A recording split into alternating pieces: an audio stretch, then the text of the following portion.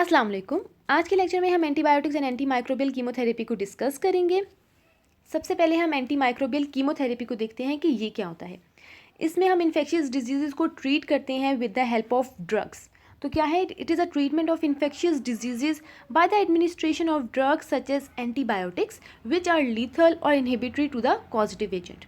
सो ये anti microbial chemotherapy drugs क्या करते हैं, that will either inhibit the growth of organism or they will either kill organism. Now antibiotics.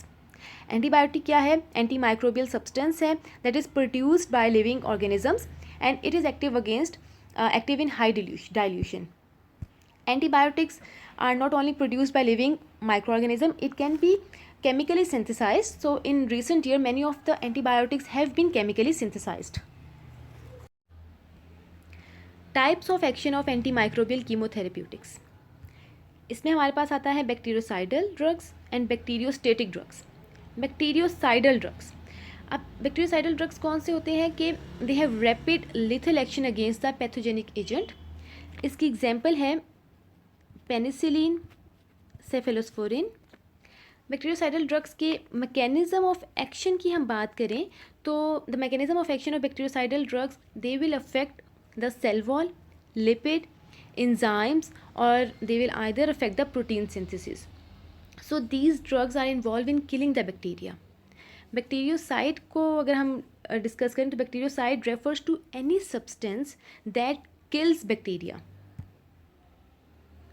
Second हमारे पास आता है बैक्टीरियोस्टेटिक ड्रग्स।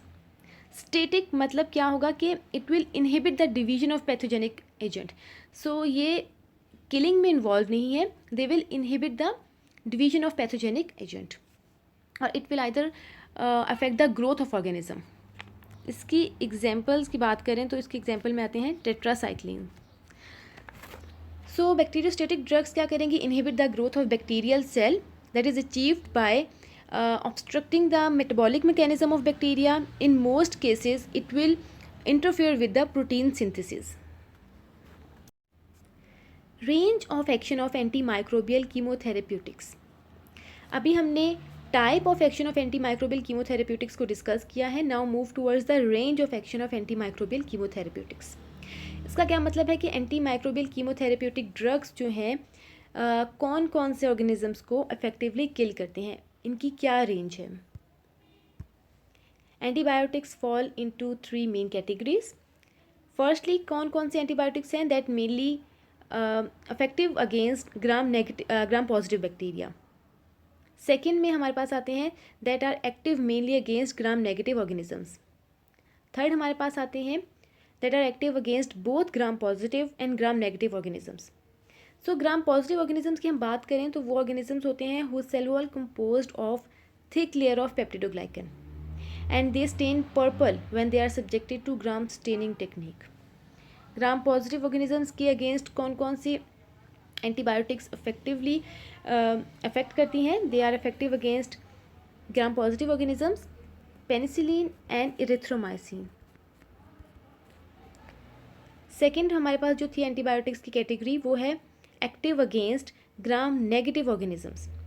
ग्राम नेगेटिव ऑर्गेनिजम्स वो होते हैं whose cell wall composed of thin layer of peptidoglycan and they stain pink when they are subjected to gram staining technique. And कौन कौन से एंटीबायोटिक्स इन्वॉल्व हैं अगेंस्ट ग्राम नेगेटिव ऑर्गेनिजम्स, पोलीमाइक्सिन।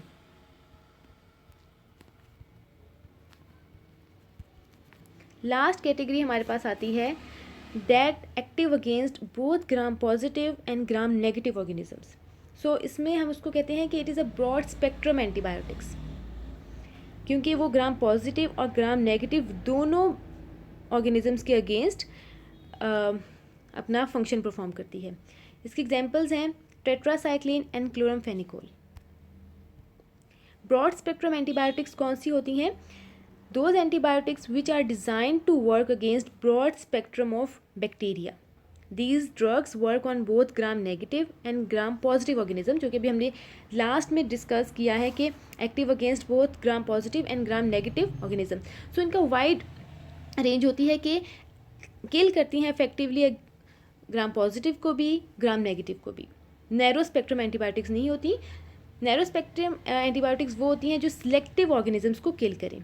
ब्रॉड स्पेक्ट्रम जो होती हैं वो ब्रॉडली किल करती हैं बोथ ऑर्गेनिजम्स को, ग्राम पॉजिटिव एंड ग्राम नेगेटिव को भी। ब्रॉड स्पेक्ट्रम एंटीबायोटिक्स का एक ड्रॉबैक क्या है कि one problem with broad spectrum antibiotics which begins to grow in late 20th century. So ये क्या थी कि it was the emergence of antibiotic resistance in the bacteria. So bacteria resistance कैसे शो करता है अगेंस्ट द एंटीबायोटिक्स?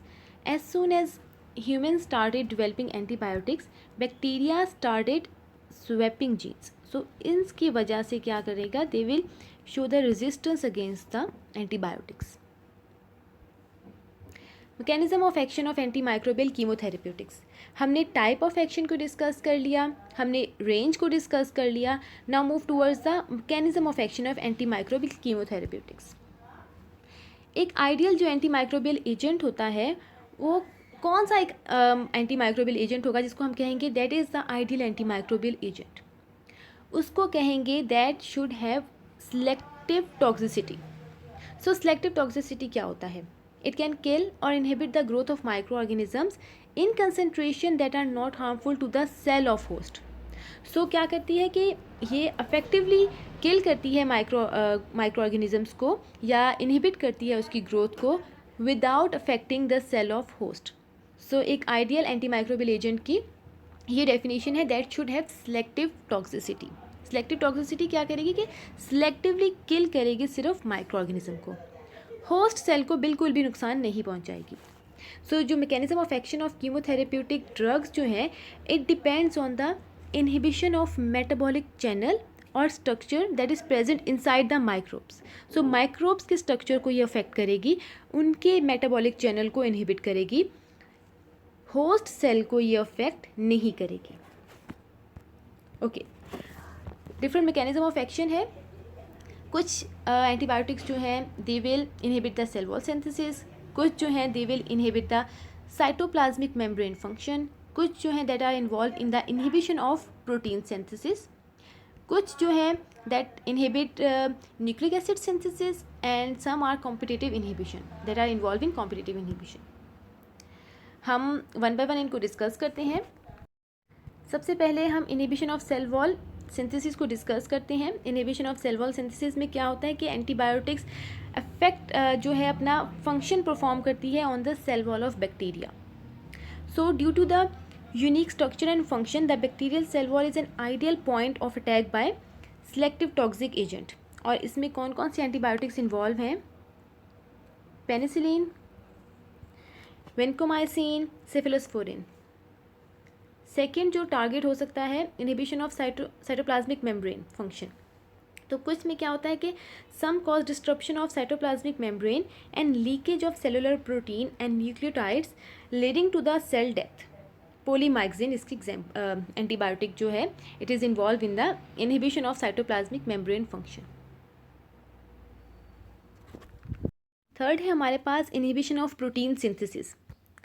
इसमें क्या होता है कि मोस्ट एंटीमाइक्रोबियल कीमोथेरेप्यूटिक्स जो हैं they will block the protein synthesis by acting on 30S और 50S subunit of bacterial ribosomes. So जो बैक्टीरिया का राइबोसोम्स है it is made up of 2 सब यूनिट्स, एक लार्जर सब यूनिट है, एक स्मॉलर सब यूनिट है।